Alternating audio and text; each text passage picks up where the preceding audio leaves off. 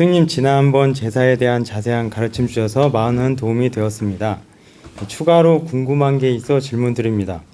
저희는 제사를 1년에 6번, 명절 차례까지 합치면 8번을 지냅니다. 1년에 8번을 지내려니 부담이 되는데 혹시 좋은 날을 잡아 제사를 합쳐서 지내도 괜찮은지 여쭙고 싶습니다.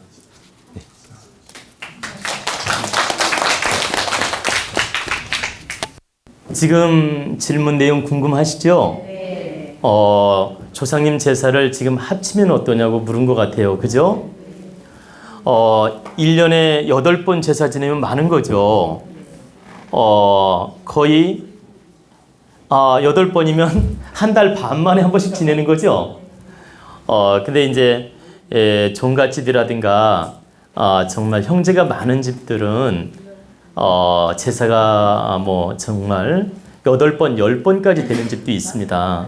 응? 근데 이제 제사가 뭐 6번, 8번, 10번까지 되는 집이 있는데 이때 이제 제사를 합쳐서 줄이면 어떠냐고 물으신 것 같은데 제가 현명한 답을 드리겠습니다. 자, 이제 제사가 이제 많을 때 며느리 되시는 분이나 가족 되시는 분은 좀 부담이 되죠. 그죠? 정성껏 모셔야 되는데 한 달 지나면 또 제사가 돌아오고 또 제사가 돌아오니까 정말 부담스러울 수가 있습니다. 그런데 이제 제사를 증조부, 증조모까지 제사를 지내는 분이 있어요. 그리고 할아버지, 할머니는 대부분 지내죠. 근데 이제 증조부, 증조모까지 지내다 보면 정말 6번, 8번이 됩니다. 근데 이럴 경우에 제사를 합칠 때는 증조부, 증조모를 지낸다면 증조부 쪽으로 합치면 됩니다. 네. 그리고 할아버지, 할머니라면 할아버지 쪽으로 합치면 되고요. 아버지, 어머니라면 아버지 쪽으로 합치면 됩니다. 그래서 제사를 반으로 줄여도 된다는 얘기입니다.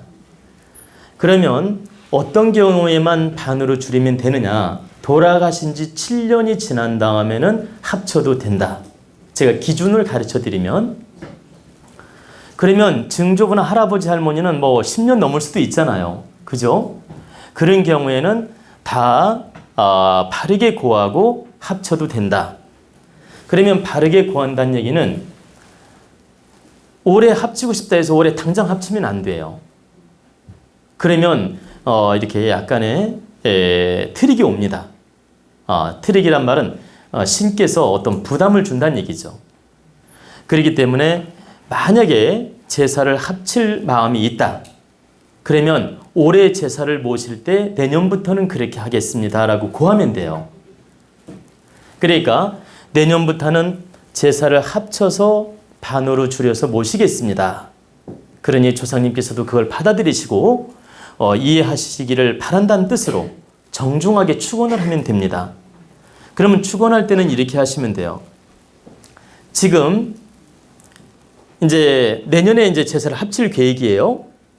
그러면 올해 제사를 모실 때 증조부다, 예를 들어서 증조부 제사 때 증조부 증조모님 전 축원하옵나이다. 저희가 이렇게 제사를 항상 이렇게 모셔왔는데 앞으로 내년부터는 제사를 이렇게 증조부, 증조모님을 합쳐서 이렇게 증조부님 제사에 함께 지내도록 하겠습니다. 그러니 이 제사법을 받아주시고 앞으로 그렇게 관념을 갖고 응해 주시옵소서. 이렇게 정중하게 축원을 합니다. 그러면 조상님께서도 그걸 받아주시고 그 다음부터는 그렇게 지내면 됩니다. 역시 할아버지, 할머니도 그렇게 축원을 하면 돼요. 역시 부모님도 마찬가지입니다. 그리고 저는 유교 사상을 공부한 사람이지만 앞으로는 이 제사를 좀 합치는 게 저는 현명하다고 생각하는 사람이에요. 왜 그러면 이 유교 사상을 공부하고 조상님을 섬기는 사람인데 왜 합치는 게 현명하다고 생각하는지 말씀을 해드릴게요. 내가 정성껏 조상님을 모시는 건 효의 사상이고 좋은 일인데 제사가 너무 많다 보면 며느리든 딸이든 가족들이 부담을 갖게 돼요. 그럼 부담스러운 마음으로 제사 준비를 하고 모신다는 것은 결코 또 바른 일이 아니거든.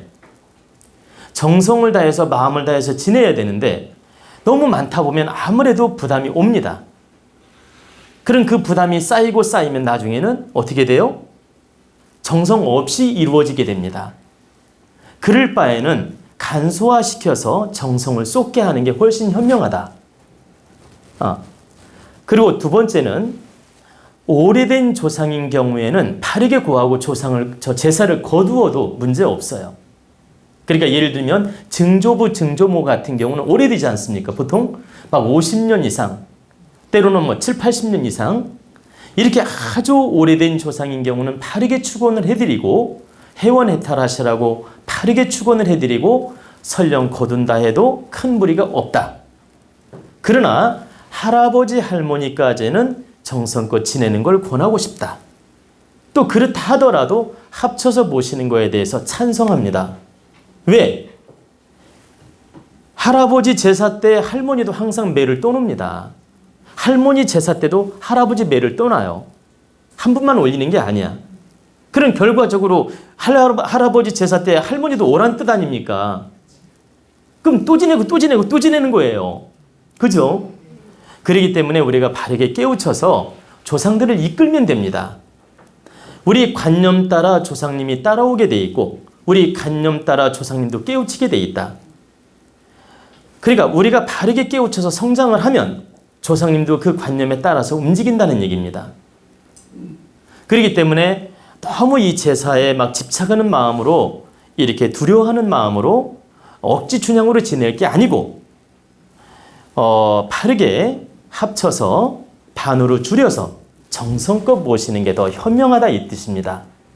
앞으로는 제례법을 이렇게 이끌어가는 것이 더 바람직한 방법이라고 저는 생각을 합니다. 왜 그러냐? 지금은 인류가 다 성장 시대에 와 있어요. 그렇죠?